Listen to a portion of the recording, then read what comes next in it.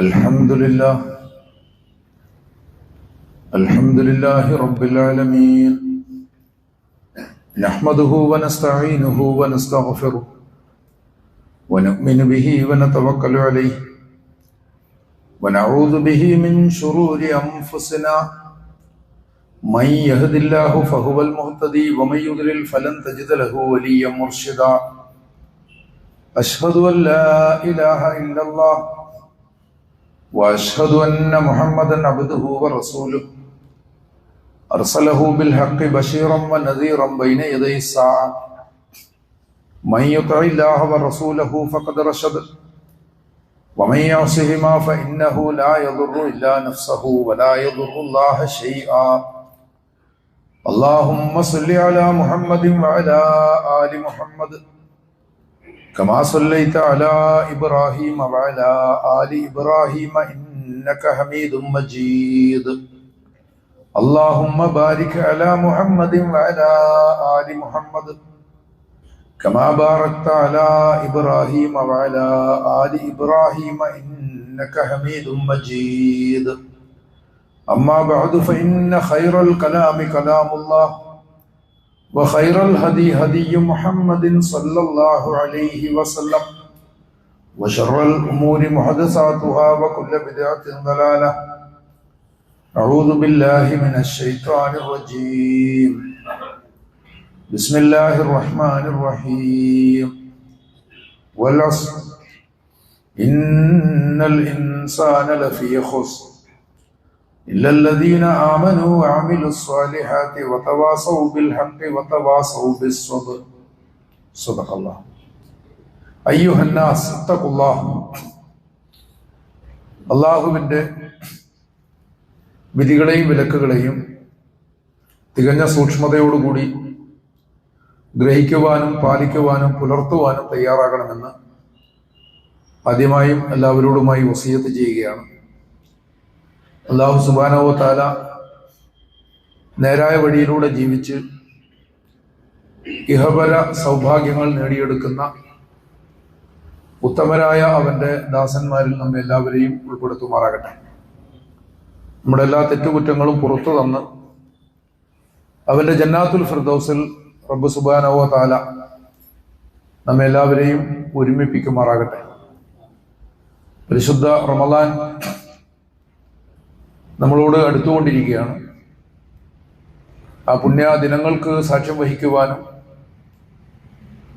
റമളാനിലെ പ്രാർത്ഥനകളും അതിലെ നോമ്പ് ഉൾപ്പെടെയുള്ള അനുഷ്ഠാനങ്ങളും എല്ലാം തന്നെ യഥാവിധി നിർവഹിക്കുവാനുള്ള ആരോഗ്യവും തൗഫീഖും പടച്ചതമ്പുരാൻ നമുക്കെല്ലാവർക്കും പ്രദാനം ചെയ്യുകയും നമ്മുടെ എല്ലാ കർമ്മങ്ങളെയും അതിൻ്റെ ഏറ്റവും ഉത്തമമായ രീതിയിൽ അവൻ സ്വീകരിക്കുകയും ഏറ്റവും മികച്ച ഫലം അതിന് പ്രദാനം ചെയ്യുകയും ചെയ്യുമാറാകട്ടെ. റമളാനോടനുബന്ധിച്ച് തന്നെ നമ്മൾ കാലത്തെക്കുറിച്ചുള്ള ചില വിചിന്തനങ്ങൾ നടത്തേണ്ടതുണ്ട് എന്ന് തോന്നുന്നു. നമ്മൾ നേരത്തെ നമ്മുടെ ബാധ്യതകളെ സംബന്ധിച്ച് റെസ്പോൺസിബിലിറ്റികളെ കുറിച്ച് പറയുമ്പോൾ ആത്മവിചാരണയെ കുറിച്ചുള്ള ചില ഭാഗങ്ങളൊക്കെ അതിൽ വന്നിരുന്നു. നാം നമ്മെ തന്നെ വിചാരണ ചെയ്യുക എന്ന് പറഞ്ഞാൽ എപ്പോഴും നമ്മളെ തന്നെ പുതുക്കുക എന്ന് കൂടിയാണ് അർത്ഥം. നമ്മൾ നമ്മളിൽ തന്നെ പുതിയൊരു നമ്മളെ സ്ഥിരമായി സൃഷ്ടിച്ചുകൊണ്ടിരിക്കുന്നു എന്ന് വേണം പറയാൻ. നമ്മൾ എന്ന് പറയുന്നത് ജീവശാസ്ത്രപരമായൊരു പ്രതലമാണ്. അതിലൊരു പുതിയ നമ്മളെ അല്ലാതെ തന്നെ നമ്മൾ സൃഷ്ടിക്കേണ്ടതുണ്ട്. അങ്ങനെ സൃഷ്ടിക്കുന്ന നമ്മുടേതായിട്ടുള്ള സ്വത്വത്തെ, അസ്തിത്വത്തെ നമ്മൾ പതിവായി പുതുക്കുകയും ചെയ്യണം. പുതുക്കുന്നതിനുള്ള ഏറ്റവും പ്രധാനപ്പെട്ട മാർഗം എന്ന് പറയുന്നത് ആത്മവിചാരണ തന്നെയാണ്. ഖുർആനിൽ പറയുന്ന മുഹാസബ. എപ്പോഴും നാം നമ്മളെ തന്നെ ശ്രദ്ധിച്ചുകൊണ്ടിരിക്കണം. മറ്റെന്തിനേക്കാളും നന്നായിട്ട് തന്നെ, മറ്റെന്തിനേക്കാളും ശക്തമായിട്ടും മറ്റെന്തിനേക്കാളും ഏകാഗ്രമായിട്ടും നാം നമ്മളെ തന്നെ ശ്രദ്ധിക്കണം. നാം നമ്മളെ തന്നെ ശ്രദ്ധിക്കുക എന്ന് പറയുമ്പോൾ ഭൗതികാസക്തിയുമായി ബന്ധപ്പെട്ടതിന് വേറെ അർത്ഥമുണ്ട്. അതല്ല, മറിച്ച് നമ്മൾ നമ്മുടെ തെറ്റുകൾ തിരുത്തിക്കൊണ്ട് മുന്നോട്ട് പോവുക എന്നതിനാണ് പ്രാധാന്യം കൊടുക്കുന്നത്. അങ്ങനെ പ്രാധാന്യം കൊടുക്കുന്നിടത്താണ് നാം നമ്മുടെ കാലത്തെ സംബന്ധിച്ച്, ജീവിതത്തെ സംബന്ധിച്ച് ഒക്കെയും ആലോചിക്കുന്നത്. സ്വാഭാവികമായും ആത്മവിചാരണയുമായി ബന്ധപ്പെട്ട് പരിശോധിക്കപ്പെടാൻ ഏറ്റവും നല്ല വിഷയമാണ് കാലം എന്ന് തോന്നുന്നു. അതേസമയം തത്വശാസ്ത്രത്തിൽ അതൊരു വലിയൊരു പ്രഹേളികയുമാണ്. ഓരോ വിഷയത്തിനും ശാസ്ത്രീയമായ ഒരു സമീപനവും നിർവചനവും ഉണ്ടാകും. തത്വശാസ്ത്രപരമായ സമീപനവും നിർവചനവും ഉണ്ടാകും. സൗന്ദര്യശാസ്ത്രപരമായിട്ടുള്ള ഒരു സമീപനം ഉണ്ടാകും. മതപരമായിട്ടുള്ള ഒരു സമീപനവും ഉണ്ടാകും. ഈ സമീപനങ്ങളുടെ എല്ലാം തന്നെ ഒരു സമഗ്രതയാണ് യഥാർത്ഥത്തിൽ ഇസ്ലാം എന്ന ഒരു തിരിച്ചറിവാണ് നമുക്കുണ്ടാവേണ്ടത്. ഇവിടെ സൂചിപ്പിച്ചതുപോലെ മനുഷ്യന്റെ ചിന്തയെ ഏറ്റവും അധികം പ്രയാസപ്പെടുത്തിയിട്ടുള്ള ഒരു വിഷയമാണ് കാലം എന്ന് പറയുന്നത്. പല രീതിയിൽ നമുക്കതിന് അനുഭവിക്കാൻ സാധിക്കും. ബൈബിളിൽ ഒരു വചനമുണ്ട്, to everything there is a season and a time to every purpose under the heaven. എല്ലാ സംഗതിക്കും അതിൻ്റെതായ ഒരു കാലഘട്ടമുണ്ട്. ആകാശത്തിന് താഴെയുള്ള ഏതൊരു ഉദ്ദേശവും പൂർത്തീകരിക്കപ്പെടുന്നതിന് അതിൻ്റെതായ ഒരു സമയവുമുണ്ട്. ഓരോന്നിനും അതിൻ്റെതായ സമയമുണ്ട് എന്ന് പറയുന്നത് സമയത്തിന്റെ പ്രസക്തിയെയാണ് അടയാളപ്പെടുത്തുന്നത് എന്ന് കാണേണ്ടതാണ്.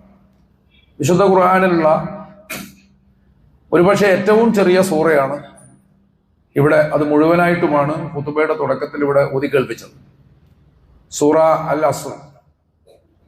അതില് കാലം എന്നത് തന്നെയാണ് ഏറ്റവും പ്രധാനപ്പെട്ട വിഷയമായി വരുന്നത് എന്ന് കാണേണ്ടതാണ്. കാലത്തെ പിടിച്ചുകൊണ്ട് അള്ളാഹു സത്യം ചെയ്യുകയാണ്. എന്നാൽ കേവലമായൊരു സത്യമല്ല, കാലം മനുഷ്യന്റെ പ്രവർത്തനങ്ങൾക്ക് സാക്ഷിയാണ് എന്ന സ്വഭാവത്തിലാണ് അത് പറയുന്നത് എന്ന് മനസ്സിലാക്കേണ്ടതാണ്. എത്രയും ചെറിയ സൂറയാണ് ഇത്രയും ബൃഹത്തായ വിഷയത്തെ സംബന്ധിച്ച് ഖുർആൻ പറയുന്നത്. അതേസമയം തന്നെ ആ സൂറയെ സംബന്ധിച്ച് ഇമാം ഷാഫിയുടെ ഒരു അഭിപ്രായം ഉദ്ധരിക്കപ്പെട്ടിട്ടുണ്ട്. ഈ അധ്യായം മാത്രം അവതരിച്ചിരുന്നെങ്കിൽ, അതിനെക്കുറിച്ച് കൂടുതൽ ചിന്തിച്ചിരുന്നെങ്കിൽ മനുഷ്യരാശിയുടെ മാർഗദർശനത്തിന് അത് മാത്രം മതിയാകുമായിരുന്നു എന്നാണ് അദ്ദേഹം പറഞ്ഞത്. അപ്പോൾ അത്രമേൽ ആഴവും വലിയ വിശകലന സാധ്യതയുമുള്ള അധ്യായമാണത്. അത് തഫ്സീറുകളൊക്കെ പരിശോധിക്കുമ്പോൾ നമുക്ക് മനസ്സിലാക്കാൻ സാധിക്കുകയും ചെയ്യും. അപ്പൊ എന്തായാലും അങ്ങനെ കാലത്തെ സാക്ഷി നിർത്തിക്കൊണ്ട് പടച്ച തമ്പുരാൻ പറയുന്നത്, ഇന്നൽ ഇൻസാന ലഫീ ഖുസ്ർ, മനുഷ്യൻ വലിയ നഷ്ടത്തിലായി പോയിരിക്കുന്നു എന്നാണ്. അതൊരു ചരിത്രത്തെ കൂടി മുൻനിർത്തിക്കൊണ്ട് പറയുന്നതാണ്. മനുഷ്യന്റെ ചരിത്രം പരിശോധിച്ചാൽ നിങ്ങൾക്ക് കാണാം, അവൻ മഹാനഷ്ടത്തിലായിരിക്കുന്നു. എന്നാൽ ആ നഷ്ടത്തിൽ നിന്ന് രക്ഷപ്പെടുന്നവരാരാണ്? ഇല്ലല്ലദീന ആമനു വഅമിലു സ്വാലിഹാത്ത്, അത് സത്യം മനസ്സിലാക്കുകയും അംഗീകരിക്കുകയും ചെയ്യുന്ന ആളുകളാണ്. അതോടൊപ്പം തന്നെ അതിനനുസരിച്ച് അവരുടെ പ്രവർത്തനങ്ങളിലൂടെ ആ ഒരു ബോധ്യത്തെ സാക്ഷാത്കരിക്കുന്നവരാണ്. അമിലു സ്വാലിഹാത്ത്. അപ്പൊ അവരുടെ പ്രവർത്തനങ്ങളിലൂടെ ആ ഒരു ബോധ്യത്തെ സാക്ഷാത്കരിക്കുന്നവരാണ്. വതവാസൗ ബിൽ ഹഖ്, പിന്നെ അതിന്റെ ഒരു ഉദാഹരണം പറയുകയാണ്, അവർ പരസ്പരം ഉപദേശിക്കുന്നത് സത്യത്തിന്റെ പേരിലായിരിക്കും. സത്യത്തിന്റെ പേരിൽ പരസ്പരം ഇങ്ങനെ വസിയത്ത് ചെയ്തുകൊണ്ടേയിരിക്കുക, അതൊരു കർമ്മമാക്കി മാറ്റുക എന്നല്ല. നമ്മൾ പലതിനെയും മനസ്സിലാക്കാറുള്ളത് അനുഷ്ഠാനങ്ങളുടെയും കർമ്മങ്ങളുടെയും രൂപത്തിലാണ്. ഇപ്പൊ പ്രവാചകൻ സല്ലല്ലാഹു അലൈഹി വസല്ലം അഫ്ശു സലാമു ബൈനക്കും എന്ന് പറയുമ്പോൾ, ഒരാള് ഒരു മണിക്കൂർ നേരം രണ്ടുപേര് സംസാരിക്കുമ്പോൾ അതിനിടയിൽ ഒരു 40 വട്ടം സലാം പറയുക എന്നല്ല അതിന്റെ അർത്ഥം. നമ്മളതിനെ അങ്ങനെ മനസ്സിലാക്കാറുണ്ട്. അങ്ങനെ സലാം പറഞ്ഞ് അവസാനം സലാം പറയുക എന്നുള്ളത് ഒരനുഷ്ഠാനം മാത്രമായി പോയി. അങ്ങനെ വരുമ്പോൾ എന്താ കുഴപ്പം? അനുഷ്ഠാനം എന്ന് പറഞ്ഞാൽ വിലയില്ലാത്തൊരു സംഭവമൊന്നുമല്ല.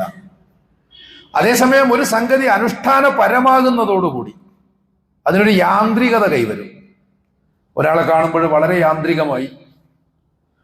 യാന്ത്രികമായി അസ്സലാമു അലൈക്കും എന്ന് പറയുമ്പോൾ അതിന് യഥാർത്ഥത്തിൽ വലിയ അർത്ഥമൊന്നുമില്ല. അഫ്ശു സലാമു ബൈനക്കും, നിങ്ങൾക്കിടയിൽ സലാം വ്യാപിപ്പിക്കുക എന്ന് പറഞ്ഞാൽ നിങ്ങൾ കാണുമ്പോൾ സലാം പറയണം. അതിനപ്പുറം നിങ്ങൾ ഭൂമിയിൽ സമാധാനം വ്യാപിപ്പിക്കണം. നിങ്ങൾക്കിടയിൽ ഒരു ശാന്തിയും സമാധാനവും കരഗതമാകണം, നിലവിൽ വരണം. കേവലം ഒരു പറച്ചിലിൽ അത് ഒതുങ്ങാൻ പാടില്ല. അത് കേവലം ഒരു ആശംസാ വാചകമല്ല, മറിച്ച് അതൊരു വലിയ ദർശനമാണ്. വളരെ ആഴമുള്ളൊരു ദർശനമാണ് അസ്സലാം എന്ന് പറയുന്നത്. ആ ഒരു സലാമിനെ നിങ്ങൾക്കിടയിൽ വളർത്തുക, വ്യാപിപ്പിക്കുക. അതോടൊപ്പം തന്നെ നിങ്ങളിലൂടെ ലോകം മുഴുവൻ ആ ശാന്തിയും സമാധാനവും അനുഭവിക്കുക എന്ന സ്വഭാവത്തിലാണ് അത് പറയുന്നത് എന്ന് കാണാം. ഇപ്പൊ വതവാസൗ ബിൽ ഹഖ് വതവാസൗ ബിസ്സബ്ർ, പരസ്പരം സത്യം ഉപദേശിക്കുക, അതോടൊപ്പം തന്നെ പരസ്പരം സബർ ഉപദേശിക്കുക. അവിടെ ബിൽ ഹഖ് ബിസ്സബ്ർ, ശരിക്കും പറഞ്ഞാൽ സത്യം ഉപദേശിക്കുക എന്നല്ല, മറിച്ച് സത്യത്താൽ ഉപദേശിക്കുക. നിങ്ങളുടെ എല്ലാ വർത്തമാനങ്ങൾക്കും സത്യം, ഹക്ക് ഒരു മാനദണ്ഡമായി മാറുക എന്നുള്ളതാണ് അതിന്റെ അർത്ഥം. സത്യം എന്നിങ്ങനെ പറഞ്ഞുകൊണ്ടിരിക്കുക എന്നുള്ളതല്ല, നിങ്ങളുടെ ഓരോ വർത്തമാനത്തിന്റെയും മാനദണ്ഡം സത്യമായി മാറുക. നിങ്ങളുടെ വർത്തമാനങ്ങളുടെ മുഴുവൻ പ്രതലം സത്യമായിരിക്കണം. ബിസ്സബർ, സബർ കൊണ്ട് നിങ്ങൾ പരസ്പരം വസിയത്ത് ചെയ്യുക. സബർ കൊണ്ട് എന്ന് പറഞ്ഞാൽ ആ സബറിന്മേൽ, ആ ഒരു സഹനത്തിന്മേൽ, ആ ഒരു ക്ഷമയുടെ മേൽ നിങ്ങൾ നിങ്ങളുടെ എല്ലാ വർത്തമാനങ്ങളെയും വികസിപ്പിക്കുക. അപ്പൊ അതിൽ നിന്നുകൊണ്ട്, ഹക്കിലും സബറിലും നിന്നുകൊണ്ട്, വതവാസൗ ബിസ്സബ്രി വതവാസൗ ബിൽ മർഹമ എന്ന് വേറൊരു സ്ഥലത്ത് പറഞ്ഞിട്ടുണ്ട്. വതവാസൗ ബിസ്സബ്രി വതവാസൗ ബിൽ മർഹമ, നിങ്ങൾ സബർ കൊണ്ട് പരസ്പരം ഉപദേശിക്കുക, അതോടൊപ്പം തന്നെ കാരുണ്യം കൊണ്ട്, റഹ്മത്ത് കൊണ്ട് പരസ്പരം ഉപദേശിക്കുക.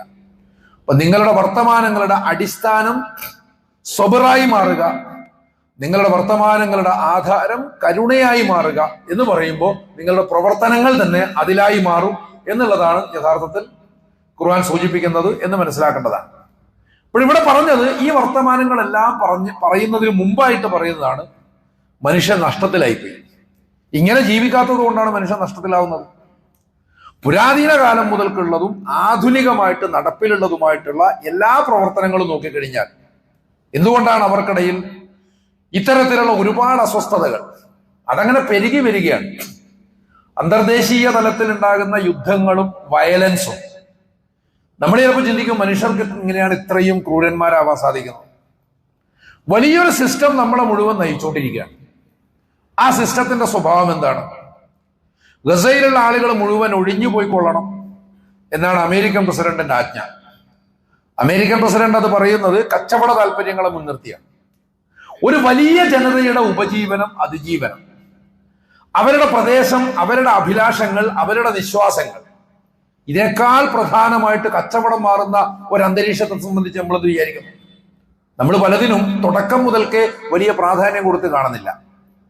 പല പ്രവണതകളും വളർന്നിട്ടാണ് കൂടുതൽ ആക്രാമകമായിട്ട് മാറുന്നത് എന്ന് ചിന്തിക്കേണ്ടതാണ്.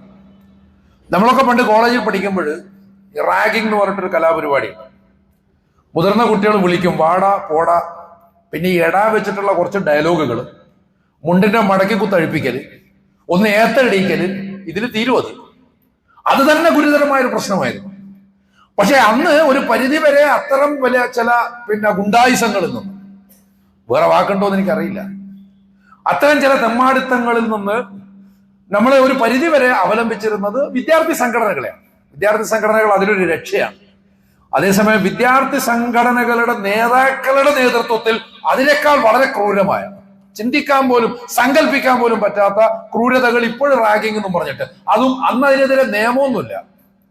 അതേസമയം ഇന്ന് റാഗിംഗ് എന്ന് പറഞ്ഞിട്ട് നിയമമുണ്ട്. നിയമം കർക്കശമാണ്. ആർക്ക് വേണ്ടിയിട്ടാണ്? ഡ്രഗ്സിനെതിരായിട്ട് നിയമമുണ്ട്. അത് ആർക്ക് വേണ്ടിയിട്ടാണ്? കൊടും ക്രിമിനലുകൾക്കെതിരെ ഒരു നടപടിയും കാണുന്നില്ല. ഇതിന്റെയൊക്കെ പിന്നിൽ നിൽക്കുന്ന സമ്പദ് ശക്തികൾക്കെതിരായിട്ടും ഒരു നടപടിയും കാണുന്നില്ല. അതിനിടയിലുള്ളവരാണ് പെട്ടുപോവുക. അതിനിടയിൽ കൂടി പോകുന്ന കുറച്ച് ആളുകളുണ്ട്, അവരാണ് പെട്ടുപോവുക. അവരിതിന്റെ ആളുകളല്ല. പക്ഷെ എന്നാ ഒന്ന് കൂടി ഒരു തമാശ കണ്ടു കളയാം, അല്ലെങ്കിൽ ലേശം ഒന്ന് അനുഭവിച്ചു കളയാം എന്നൊക്കെ വിചാരിക്കുന്ന, അങ്ങനെ ചെയ്യണം എന്നല്ല പറഞ്ഞത്, പക്ഷെ അവരാണ് ഈ പെട്ടുപോവുക.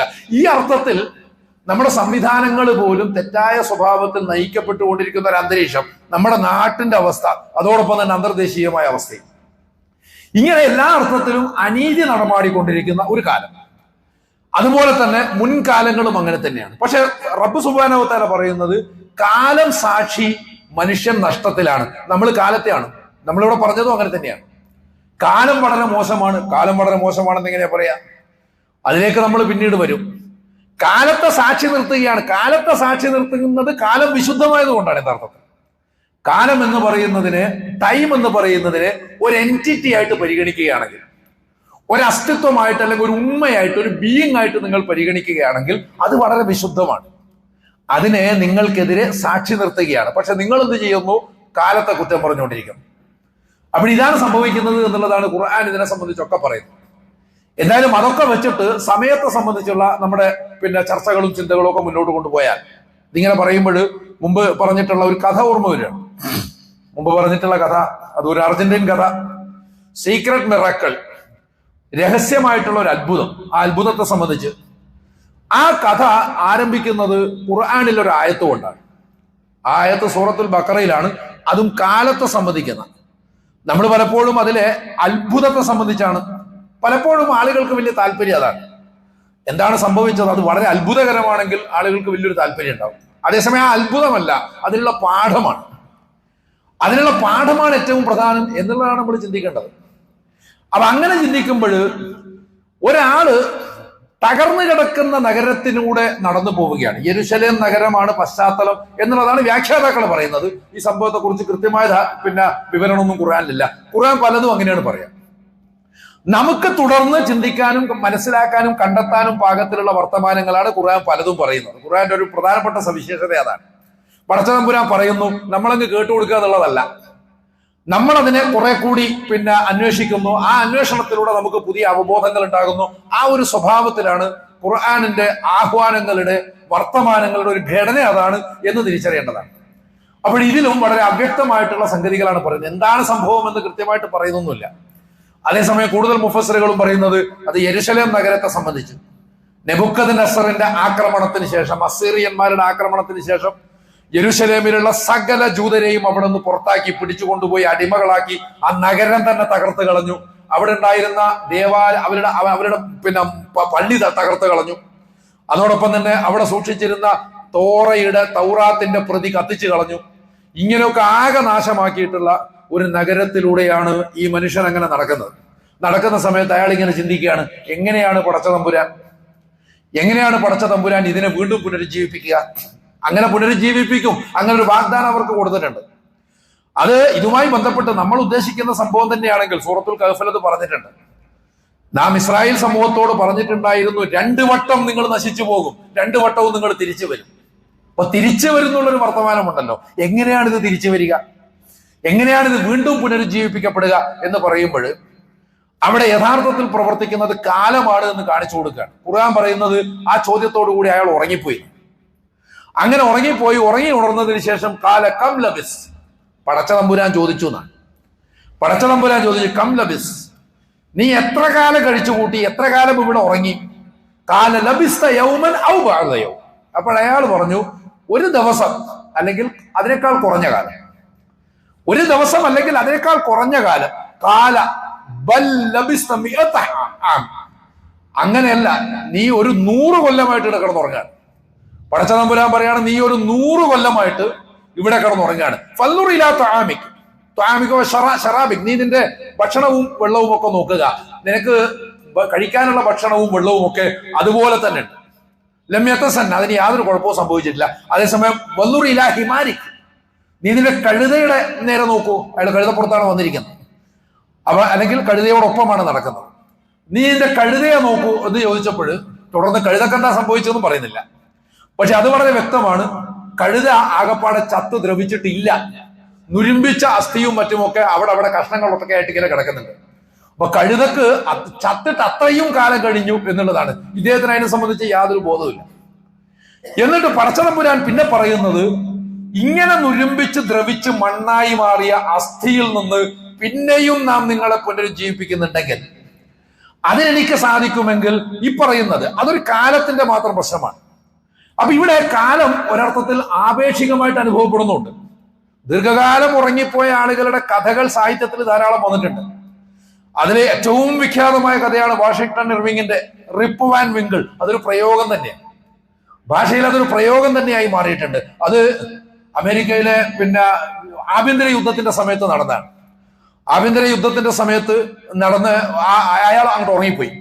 പക്ഷെ ഉറക്കം ഉണരുമ്പോഴേക്കും സിസ്റ്റം മുഴുവൻ മാറി. അവിടെ അടിമത്തം നിരോധിക്കപ്പെട്ടു. ആകപ്പാടെ വലിയൊരു മാറ്റം സംഭവിച്ചതിനോട് പൊരുത്തപ്പെടാൻ സാധിക്കാത്ത, അല്ലെങ്കിൽ അതിനോട് പൊരുത്തപ്പെടാൻ പ്രയാസപ്പെടുന്ന ഒരു മനുഷ്യനെയാണ് വാഷിംഗ്ടൺ ഇർവിങ് അതിൽ അവതരിപ്പിച്ചിരിക്കുന്നത്. അവിടെ ഇങ്ങനെ ഉറങ്ങിപ്പോയിട്ടുള്ള സങ്കല്പങ്ങൾ ധാരാളമുണ്ട്. അതേസമയം വിശുദ്ധ ഖുർആൻ ഒരു രൂപകമായിട്ട് ഒരാളുടെ അനുഭവം തന്നെ മുന്നോട്ട് വെക്കുകയാണ്. ഒരാളുടെ അനുഭവം ആകാം, കാരണം പടച്ചതമ്പുരാനാണ് ഇതിൽ ഇടപെടുന്നത്. അള്ളാഹുവാണ് ഇടപെടുന്നത്. ഒരു മനുഷ്യന് ഇത്ര ആയുസ് എന്നുള്ളത് അള്ളാഹുവിന്റെ തീരുമാനമാണ്. സമയം അള്ളാഹുവിന്റെ ഖജനാവിലാണുള്ളത് എന്ന് വൈക്കം മുഹമ്മദ് ബഷീർ പറഞ്ഞതുപോലെ നമുക്ക് എത്ര തരണം എന്നുള്ളത് അള്ളാന്റെ തീരുമാനമാണ്. ഒരാൾക്ക് വേണമെങ്കിൽ 200 വയസ്സ് വരെ ജീവിക്കാം, നമുക്കത് തടയാനൊന്നും കഴിയില്ല. ഒരാൾക്ക് വേണമെങ്കിൽ 10ാമത്തെ വയസ്സിൽ മരിച്ചും പോകാം, അയാൾ മരിക്കണ്ടെന്ന് നമ്മൾ തീരുമാനിച്ചിട്ട് കാര്യമില്ല.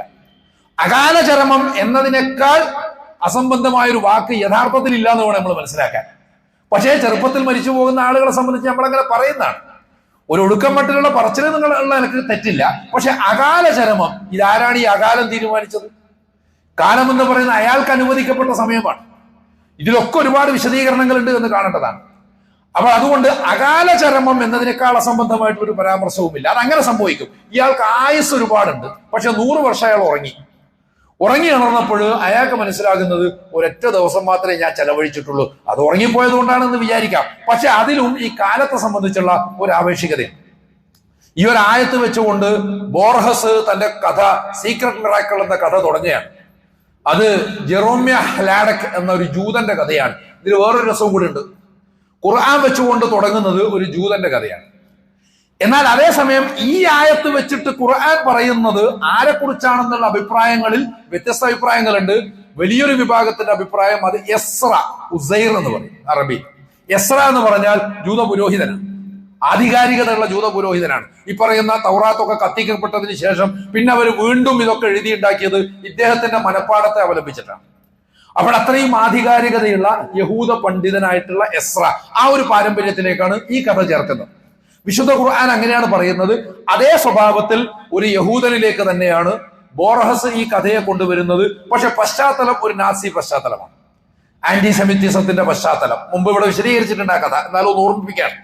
അത് വേറൊരു വിഷയവുമായി ബന്ധപ്പെട്ടിട്ടാണ്. ഇപ്പോഴത് പറയുന്നത് മറ്റൊരു വിഷയവുമായി ബന്ധപ്പെട്ടിട്ടാണ്. എന്തായാലും ആ ലാഡക് എന്ന് പറഞ്ഞാൽ അപാരമായ സർഗാത്മകതയുള്ള ഒരു എഴുത്തുകാരനായിരുന്നു, കവിയും നാടകകൃത്തുമായിരുന്നു. അയാൾക്ക് അയാളെ തന്നെ പ്രതിഫലിപ്പിക്കുന്ന ഒരു നാടകം എഴുതണം എന്നൊരു തീവ്രമായ ആഗ്രഹമുണ്ട്. എനിമീസ് എന്നാണ് അയാൾ ആ നാടകത്തിന് പേരൊക്കെ കണ്ടിട്ടുള്ളത്. എല്ലാ രൂപവും അയാളുടെ മനസ്സിലുണ്ട്, പക്ഷെ എഴുതാൻ ഒരുപാട് സമയം വേണം. അങ്ങനെ ഇരിക്കുമ്പോഴാണ് അയാളെ നാസികൾ പിടിച്ചുകൊണ്ടുപോയി വിചാരണ നടത്തി അയാളെ വെടിവെച്ച് കൊല്ലാൻ തീരുമാനിച്ചു. അങ്ങനെ വെടിവെച്ച് കൊല്ലാൻ തീരുമാനിച്ച് നാസി ഫയറിംഗ് സ്ക്വാഡൊക്കെ ഇങ്ങനെ വന്ന് നിൽക്കുകയാണ്. അപ്പൊ അയാളെ വെടിവെച്ച് കൊല്ലാൻ വേണ്ടിയിട്ട് എല്ലാവരും കുറെ പേര് ഒരുമിച്ച് വെടികൊണ്ട് ചാവലാണല്ലോ സാധാരണ. ഈ പിന്നെ പണിഷ്മെന്റ് അങ്ങനെയുള്ള നടപ്പിലാക്കാം. അതിന് വെടിവെക്കേണ്ട ആളുകളൊക്കെ നിന്ന് അവര് ട്രിഗറിൽ അവരുടെ വിരലുണ്ട്. ഇനി സിഗ്നൽ വെടി വരികയെ വേണ്ടും. അപ്പോഴീ വെടിയുണ്ട ഇയാളുടെ ശരീരത്തെ തറക്കും. ഒരൊറ്റ സെക്കൻഡ് ട്രിഗറിൽ വിരൽ അമർത്തി കഴിഞ്ഞാൽ പിന്നെ ഒരൊറ്റ സെക്കൻഡാണ്. പക്ഷെ ആ ഒരു സെക്കൻഡിനകത്ത് ഇയാളെ സംബന്ധിച്ചിടത്തോളം ഒരു അത്ഭുതം സംഭവിക്കുന്നു. ഇയാളുടെ നാടകം എഴുതി തീർക്കുന്നു. എന്ന് പറഞ്ഞാൽ തൊട്ടടുത്ത സെക്കൻഡിൽ തന്നെ എഴുതി തീർത്ത അടുത്ത സെക്കൻഡിൽ തന്നെ വെടിപൊട്ടുന്നുണ്ട്. ഈ ഫയറിംഗ് സ്ക്വാഡിനെ സംബന്ധിച്ചിടത്തോളം അത് 1 സെക്കൻഡാണ്. അതേസമയം അയാൾക്ക് പടച്ചോൻ കൊടുത്തത് 1 കൊല്ലമാണ്. അങ്ങനെ സംഭവിക്കുക? ഇയാൾ അനുഭവിച്ച ആ 1 കൊല്ലമുണ്ടല്ലോ, ഫയറിംഗ് സ്ക്വാഡിന് ഒരൊറ്റ സെക്കൻഡ് എന്ന് പറഞ്ഞാൽ അവരുടെ മുന്നിൽ കാലം സ്റ്റക്കായി പോയി. അവരുടെ മുന്നിൽ കാലം, ആ സമയത്തെക്കുറിച്ചുള്ള ബോധം സ്റ്റക്കായി പോയി എന്നുള്ളതാണ്.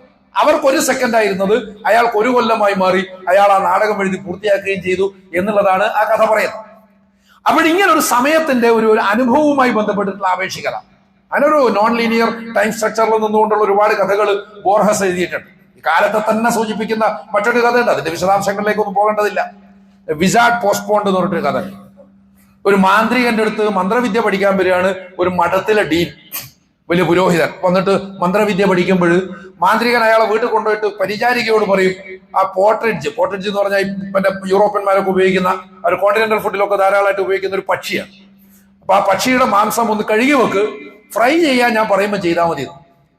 അപ്പൊ ഈ ഡീൻ പറയും, എനിക്ക് മാജിക് പഠിക്കണം, നിങ്ങൾക്ക് ഞാൻ പഠിപ്പിച്ചതല്ല, കാരണം ഈ പുരോഹിതരെ വിശ്വസിക്കാൻ കൊള്ളില്ല. ഇയാൾ പറയണം, ഈ പുരോഹിതരെ വിശ്വസിക്കാൻ കൊള്ളില്ല, നിങ്ങൾ എനിക്ക് തിരിച്ചൊന്നും ചെയ്യില്ല, എന്നോട് ഒരു നന്ദിയും കാണിക്കൂല എന്നുള്ളത് എനിക്ക് ഉറപ്പാകൊണ്ട് ഞാൻ പഠിപ്പിക്കൂല. അപ്പൊ ഡീൻ പറഞ്ഞു, അങ്ങനല്ല, ഞാൻ നിങ്ങളോട് നന്ദി കാണിക്കും, വളരെയധികം നന്ദി കാണിക്കും. അങ്ങനെ ഒരു 3-4 ദിവസം അയാൾ അവിടെ താമസിച്ചു കഴിഞ്ഞപ്പോൾ മഠത്തിൽ നിന്ന് ആള് വരികയാണ്. അവിടുത്തെ പിന്നെ ബിഷപ്പ് മരിച്ചുപോയി. ബിഷപ്പ് മരിച്ചു പോയിട്ട് പകരം ബിഷപ്പാക്കിയിരിക്കുന്നത് ഈ ഡീനെയാണ്. അപ്പോൾ ആ സമയത്ത് മജീഷ്യൻ പറഞ്ഞു, സംഗതി ശരി, ഞാൻ നിങ്ങൾക്ക് കുറച്ച് മാജിക് ഒക്കെ പഠിപ്പിച്ചതല്ലോ. അപ്പൊ എന്റെ ഒരു മോനൊരു ഡീക്കനാണ്, ഷമ്മാസ് എന്നൊക്കെ പറയും നമ്മുടെ ഭാഷയിൽ. അപ്പൊ അവനെ നിങ്ങൾ ആ ബിഷപ്പ് പിന്നെ നിങ്ങൾ ഒഴിവ് വരുന്ന ഡീന്റെ സ്ഥാനത്തേക്ക് ഓനെ നിയമിക്കുമെന്ന് ചോദിച്ചപ്പോൾ ഇയാൾ പറഞ്ഞു അത് പറ്റൂല, അതില് എന്റെ ഒരു മരുമോനെ ഞാൻ നേരത്തെ കണ്ടുവച്ചിട്ടുണ്ട്, അതുകൊണ്ട് ഓനെ ആ സ്ഥാനത്തേക്ക് ആക്കണം, നിങ്ങൾക്ക് പിന്നൊരു അവസരം ഞാൻ തരാം എന്ന് പറഞ്ഞിട്ട് അയാൾ അങ്ങോട്ട് പോയി. അത് കഴിഞ്ഞിട്ട് ഇയാൾ ബിഷപ്പ് മാറി ആർച്ച് ബിഷപ്പായപ്പോഴും പിന്നെ ഈ മജീഷ്യൻ അയാളെ സമീപിച്ചിട്ട് പറഞ്ഞു എന്റെ മോനെ നിങ്ങളൊന്ന് ബിഷപ്പാക്കുമെന്ന് ചോദിച്ചു. അപ്പൊ അതും പറ്റൂല, അപ്പോൾ ഇന്നാൾക്ക് കൊടുത്തിട്ടുണ്ട് എന്ന് പറഞ്ഞു. പിന്നെ അത് കഴിഞ്ഞിട്ട് അയാൾ കർദിനാളായപ്പോ പോയിട്ട് ചോദിച്ചു നിങ്ങൾ ആ ആർച്ച് ബിഷപ്പിന്റെ സ്ഥാനം ഒഴിവുണ്ടല്ലോ അതെന്റെ മോന് കൊടുക്കും, അതും പറ്റൂല, അതും ഇന്നാൾക്ക് കൊടുത്തിട്ടുണ്ട്. അവസാനം ഇയാൾ പോപ്പായിട്ട് വത്തിക്കാനിലേക്ക് പോയപ്പോൾ ഇയാളും പോയി കൂടെ പോയിട്ട് അവിടുന്ന് പറഞ്ഞു നിങ്ങൾ എന്തായാലും മാർപ്പാപ്പയായല്ലോ, അപ്പൊ നിങ്ങളുടെ കർദിനാൾ സ്ഥാനം ഒഴിവുണ്ട് അതെന്റെ മോന് കൊടുക്കുമെന്ന് ചോദിച്ചു. കൊടുക്കുമെന്ന് ചോദിച്ചപ്പോൾ ഇയാളങ്ങ് ചൂടായി. ഓരോ സമയത്തും ഇയാളുടെ സ്വഭാവം മാറി വരുന്നുണ്ട്. ഇയാളങ്ങ് ചൂടായിട്ട് പറയും നിങ്ങളെന്താ വിചാരിച്ച കുറച്ച് മാജിക്കും ചെപ്പടി വിദ്യ എന്നെ പഠിപ്പിച്ചു തന്നിട്ടുണ്ട് വിചാരിച്ചിട്ട് നിങ്ങൾ ഇങ്ങനെയൊക്കെ മുതലെടുക്കാൻ പറ്റുമോ, ഒന്നും കൊടുത്തിട്ടില്ല ഇതുവരെ, എന്നിട്ടായി പറയുന്നത് നിങ്ങൾ എന്നെ മുതലെടുക്കാൻ നോക്കുകയാണോ, നിങ്ങൾ ഉടനെ പോകണമെന്ന് പറഞ്ഞ് തിരിച്ചു പോകുമ്പം എന്നാ പിന്നെ ഭക്ഷണത്തിന് എന്തെങ്കിലും തരുമെന്ന് ചോദിച്ചു. തിരിച്ചു പോകുമ്പോൾ കുറെ പോകണല്ലോ, അതുകൊണ്ട് ഭക്ഷണത്തിന് എന്തെങ്കിലും അതും തരൂലെന്ന് പറഞ്ഞു. അങ്ങനെയാണെങ്കിൽ എന്ന് പറഞ്ഞിട്ട് മജീഷ്യൻ ഉടനെ പരിചാരികയെ വിളിക്കുകയാണ്, ആ പോട്രിഡ്ജ് ഫ്രൈ ആക്കി കൊടുക്കും എന്ന് പറഞ്ഞ് ഇവർ അവിടെ ഇരിക്കുന്നേ ഉള്ളൂ. ഈ മജീഷ്യന്റെ വീട്ടിൽ അവർ ഇരിക്കുന്നേ ഉള്ളൂ, ഇതൊന്നും സംഭവിച്ചിട്ടില്ല. അതിനിടയിൽ അയാൾ അത്രയും കൊല്ലം സഞ്ചരിച്ചു കഴിഞ്ഞു. ഇത് വെറും മാജിക് മാത്രമാണ്, ഒരു മതിഭ്രമം മാത്രമാണ്. അതേസമയം ലാഡക്കിന്റെ കാര്യത്തിൽ അങ്ങനെയല്ല സംഭവിച്ചത്, അയാൾ നാടകം എഴുതി തീർത്തു. എങ്ങനെയാണെന്ന് ചോദിക്കരുത്. അതുപോലെ തന്നെ ഈ മനുഷ്യന്റെ കാര്യത്തിൽ അയാൾ അങ്ങോട്ട് ഉറങ്ങി. അസാബുൽ കഹ്ഫിനോട് ചോദിക്കുന്നുണ്ട് കായിലും മിൻഹും കം ലബിസ്തും, എത്ര കാലം ഉറങ്ങി അല്ലെങ്കിൽ എത്ര കാലം നിങ്ങൾ ഈ ഗുഹയിൽ കഴിച്ചുകൂട്ടി എന്നവർ പരസ്പരം ചോദിക്കുന്നുണ്ട്. കാലു ലബിസ്നാ യൗമൻ ഔ ബഅദ. അപ്പോഴും പറയുന്നത് അത് തന്നെയാണ്, നമ്മള് കുറഞ്ഞ കാലം, ഒരു ദിവസം അല്ലെങ്കിൽ അതിനേക്കാൾ കുറച്ച് എന്നാണ് അവരും പറയുന്നത്. അവർക്കും മനസ്സിലാവുന്നില്ല ഇത് എത്ര കാലം എന്നുള്ളത് നിങ്ങളും ചർച്ച ചെയ്യേണ്ട എന്ന് ഖുർആൻ അവിടെ പറയുന്നുണ്ട്. ഇത്ര കൊല്ലം എന്നൊക്കെ ആളുകൾ പറയുന്നുണ്ട്, നിങ്ങൾ അതിലേക്കൊന്നും പോണ്ട എന്ന് ഖുർആൻ അതിന്റെ അനുഗാതാക്കളോട് പറയുന്നുണ്ട് എന്ന് കാണാൻ സാധിക്കും. അപ്പോഴിങ്ങനെ കാലം എന്ന് പറയുന്ന ഒരു വലിയ പ്രഹേളിക, കാലം എന്ന് പറയുന്നത് ഒരർത്ഥത്തിൽ പറഞ്ഞാൽ പടച്ചതമ്പുരാന്റെ ഏറ്റവും വലിയ അനുഗ്രഹമാണെന്ന് മനസ്സിലാക്കണം. അതിന്റെ ഏറ്റവും പ്രധാനപ്പെട്ട സവിശേഷത എന്ന് പറയുന്നത്, അത് പറഞ്ഞുകൊണ്ട് തൽക്കാലം ഈ ഇൻട്രൊഡക്ഷൻ നിർത്താം, മറ്റു വിശദാംശങ്ങളിലേക്ക് നമുക്ക് പിന്നീട് പോകാം. അതിന്റെ ഏറ്റവും പ്രധാനപ്പെട്ട സവിശേഷത എന്ന് പറഞ്ഞാൽ വീണ്ടെടുക്കാൻ സാധ്യമാകാത്ത ഒരേ ഒരു സ്വത്ത്, അത് സമയം മാത്രമാണ്. സമയമല്ലാത്ത മറ്റൊന്നും, സമയമുണ്ടെങ്കിൽ നമുക്ക് മറ്റു പലതും വീണ്ടെടുക്കാൻ പറ്റും. നമുക്ക് നഷ്ടപ്പെട്ടതൊക്കെ വീണ്ടെടുക്കാൻ വേണ്ടി പറ്റും സമയമുണ്ടെങ്കിൽ. സമയം നഷ്ടപ്പെട്ടാലോ അത് പോയി, പിന്നെ അത് വീണ്ടെടുക്കാൻ പറ്റില്ല. ഏറ്റവും ജാഗ്രതയോടുകൂടി ഉപയോഗപ്പെടുത്തേണ്ട അള്ളാഹുവിന്റെ അനുഗ്രഹം, ആ അനുഗ്രഹത്തെ ഏറ്റവും ക്രിയാത്മകമായി വിനിയോഗിക്കണമെങ്കിൽ കഴിഞ്ഞുപോയ സമയത്തെ സംബന്ധിച്ചുള്ള ധാരണ വേണം. അതാണ് ആത്മവിചാരണയുടെ പ്രസക്തി. റമദാൻ നമ്മളെ പഠിപ്പിക്കുന്നതും ഇനി പഠിപ്പിക്കാൻ പോകുന്നതും പരിശീലിപ്പിക്കാൻ പോകുന്നതും ഒക്കെ അതാണ് എന്ന തിരിച്ചറിവോടുകൂടി തന്നെ റമദാനെ സമീപിക്കാൻ വേണ്ടിയിട്ടാണ് നമ്മൾ ഇതൊക്കെ പറയുന്നത്. ആ അർത്ഥത്തിൽ സമയം, കാലം എന്ന് പറയുന്നത് അള്ളാഹുവിന്റെ ഏറ്റവും വലിയ അനുഗ്രഹമാണെന്ന് തിരിച്ചറിയുക. ആ ഒരു തിരിച്ചറിവോടുകൂടി ആത്മവിചാരണയുടേതായ ഒരു മനസ്സോടുകൂടി റമദാനിനെ സമീപിക്കാൻ നമുക്ക് സാധിക്കേണ്ടതുണ്ട്. റബ്ബ് സുബ്ഹാനഹു വ തആല നമ്മെല്ലാവരെയും ധാരാളമായി അനുഗ്രഹിക്കുകയും വിജയിപ്പിക്കുകയും ചെയ്യുമാറാകട്ടെ.